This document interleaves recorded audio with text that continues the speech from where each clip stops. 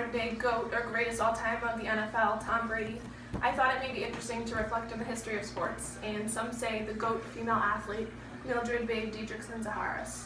Babe was born in 1914 in Port Arthur, Texas. She was the daughter of a Norwegian ship carpenter named Ole Didrikson. It is said that he taught his daughter much about adventure and courage, and he encouraged her to reach for her dreams. There's not much in the historical record of her mother, ironically, but according to Van Natta in his article, Wonder Woman, the magnificent sporting life of Babe Didrikson Zaharas, some claim Babe to be the greatest all-around athlete of all time. Babe grew up in the 1930s and 1940s, which were a very difficult time and different than society as we know it today. Life was predominantly run by men.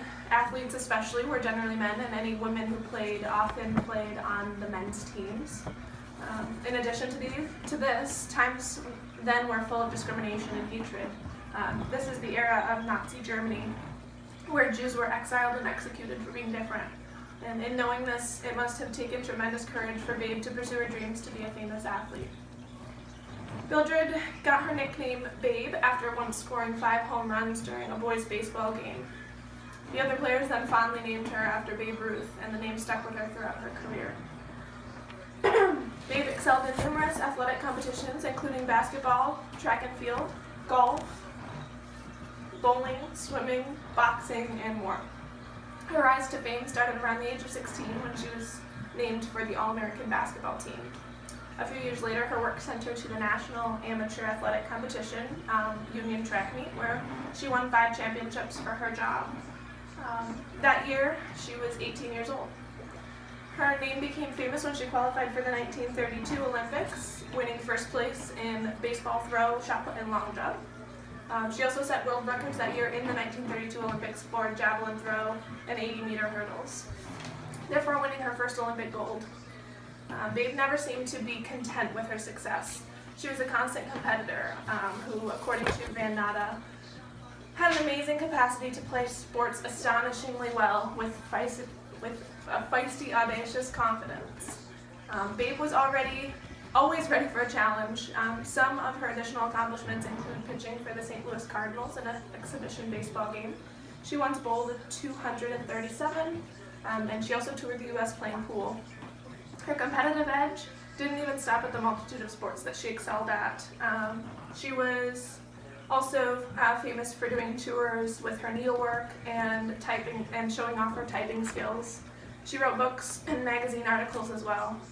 She also won the sewing championship at the State Fair in Dallas in 1931, and also at the State Fair in Beaumont in 1953.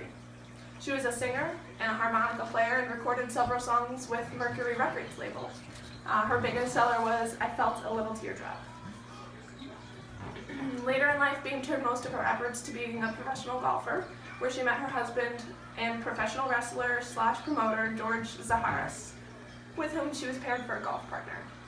According to Josephson, she would practice 16 hours a day on the weekends and 3 hours each day after work. She once said, "I'd hit golf balls until my hands were bloody and sore. I'd tape them up and have blood all over the tape by the time I was done." After winning the British Amateur Championship in 1947, she became a professional golfer, and followed that with the National Open Championship in 1948 and 1950. According to Josephson, Zaharas had her greatest year in 1950 when she completed the Grand Slam on winning 3 major titles of the U.S. Open, the Women's Title Holder Championship, and the Women's Western Open. This feat made her reach 10 wins faster than any other LPGA golfer, doing so in 1 year and in 20 days. This record still stands today. She was a top winner again in 1951, and in 1952 took another title holder's victory, but illness prevented her from playing a full schedule in 1952 and 1953.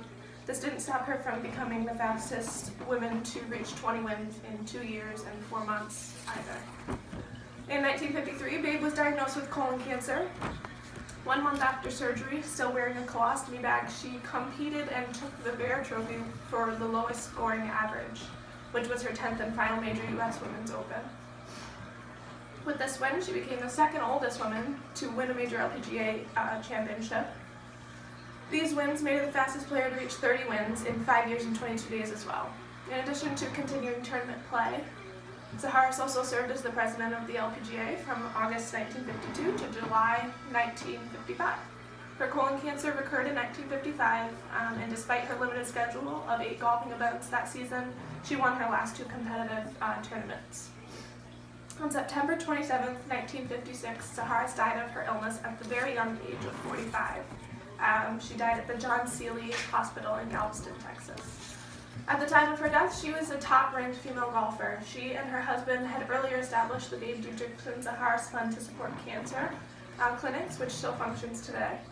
In conclusion, Babe Dietrichson Zaharis is viewed as one of the greatest athletes of all time. She won many awards throughout her short life and played an enormous cultural role in the development of society as we know it. In the many sports that Babe played, she showed her toughness, courage, and amazing talent, and she became a sports legend and some say the best female athlete of the century.